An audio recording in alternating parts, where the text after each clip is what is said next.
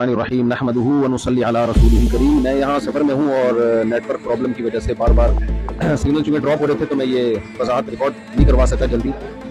میرے خلاف social media پہ ایک پروپیگنڈا چل رہا ہے کہ میں نے یہ کہا ہے کہ قرآن میں معاذ اللہ نقل کفر گرامر کی غلطیاں ہیں۔ جو میری بات ہے وہ یہ تھی کہ آپ میرا کلپ سن سکتے ہیں کہ اگر ظاہری لحاظ سے اس میں کوئی غلطی لکھنے میں ظاہری لحاظ سے ورنہ اس میں بڑی حکمت ہے۔ گرامر کی ایک مسٹیک اگر ظاہری لحاظ سے میں مسٹیک کیا ہوں، گرامر کی ایک مسٹیک اگر ظاہری لحاظ سے میں مسٹیک کیا ہوں، ہم نے اس قرآن کی حفاظت ایسے کی ہے کہ اگر ظاہری لحاظ سے اس میں کوئی غلطی لکھنے میں ظاہری لحاظ سے ورنہ اس میں بڑی حکمت ہے ہوئی بھی ہے، ہم نے اس کی بھی کریکشن کی کسی کو اجازت نہیں دی۔ جو ہے جیسے لکھا گیا ایز اٹ از چلا رہا ہے، بڑے بڑے اپنی گرامر کے ماہر ہیں، انہوں نے بتایا سینٹینس میں ترمیم نہیں آتی، دو نمبر دو سے دو پیج نہیں آتے، نہیں آتے، یہاں آئے ہوئے پتہ نہیں کیوں آئے ہوئے، اس کو کیسے کیسے تھا۔ جس کتاب کی میرے بھائی ایسے حفاظت ہوئی ہو کہ اس کی گرامر کی ایک مسٹیک اگر ظاہری لحاظ سے مسٹیک ہوئی ہے، اس کو ٹھیک کرنا کسی کے لیے ممکن نہیں ہے، تو جو ٹھیک آئے تھے کون چیک کر سکتا ہے؟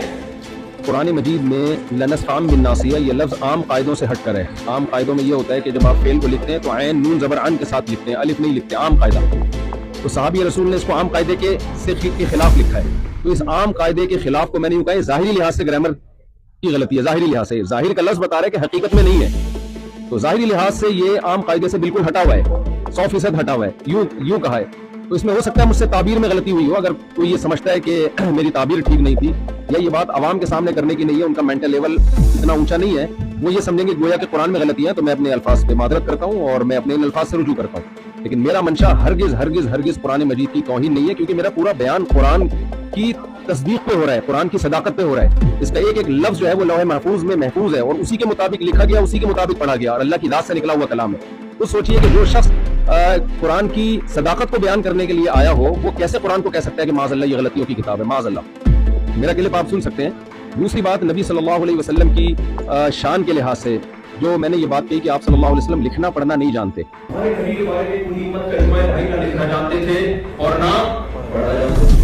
میں نے ہرگز آپ کو ان پڑھ کا لفظ آپ کے لیے استعمال نہیں کیا، یہ توہین کا لفظ سمجھتا ہوں میں۔ میری طرف کسی نے منسوخ کیا کہ میں نے یہ کہا کہ میں نے نبی کو معاذ اللہ ان پڑھ کہا ہے، ہرگز نہیں۔ میں نے کہا آپ صلی اللہ علیہ وسلم لکھنا پڑھنا نہیں جانتے، یہ لفظ امی کا ترجمہ ہے اور یہ بھی نبی صلی اللہ علیہ وسلم کی شان میں بیان کیا ہے۔ مقصد یہ ہے کہ آپ صلی اللہ علیہ وسلم جو لکھنا پڑھنا نہیں جانتے پھر بھی تمام علوم کے حامل ہیں، کیونکہ آپ نے براہ راست اللہ سے علم لیا ہے، اور اللہ کے بعد میرا عقیدہ ہے کہ آپ صلی اللہ علیہ وسلم سے بڑا علم والا اس کائنات میں اللہ نے پیدا نہیں کیا۔ تو آپ لکھنا پڑھنا نہ جاننے کے باوجود ساری دنیا کو آپ نے پڑھایا ہے، ساری دنیا آپ سے سیکھنے کی محتاج ہے، تو یہ نبی صلی اللہ علیہ وسلم کا معجزہ ہے، اور جب کسی کا معجزہ بیان کیا جاتا ہے تو معجزہ اس کی تعریف میں ہوتا ہے۔ پھر بھی میں سمجھتا ہوں کہ اگر کسی کو یہ میرے لفظ سے یہ لگا کہ میں نے سید الانبیاء صلی اللہ علیہ وسلم کی توہین کی ہے تو میں اس سے بھی معذرت چاہتا ہوں، اور میرا عقیدہ یہ ہے کہ میں یہ سعادت سمجھتا ہوں کہ ناموس رسالت پر اگر میری موت واقع ہو جائے تو میں سمجھتا ہوں اس سے بڑی کوئی دنیا میں کامیابی نہیں ہے۔ تو سید الانبیاء صلی اللہ علیہ وسلم کا پیغام ہی ہے اور آپ کی سیرت ہی ہے اور آپ کی تعظیم ہی ہے جس کو لے کر ہم دنیا میں گھوم رہے ہیں۔ تو اللہ تعالیٰ مجھے بھی عمل کی توفیق دے اور ہمارے جتنے بھی اہل اسلام ہیں سب کے دل میں اللہ پیغمبر کی محبت اور قرآن کی صداقت دل میں بٹھائے۔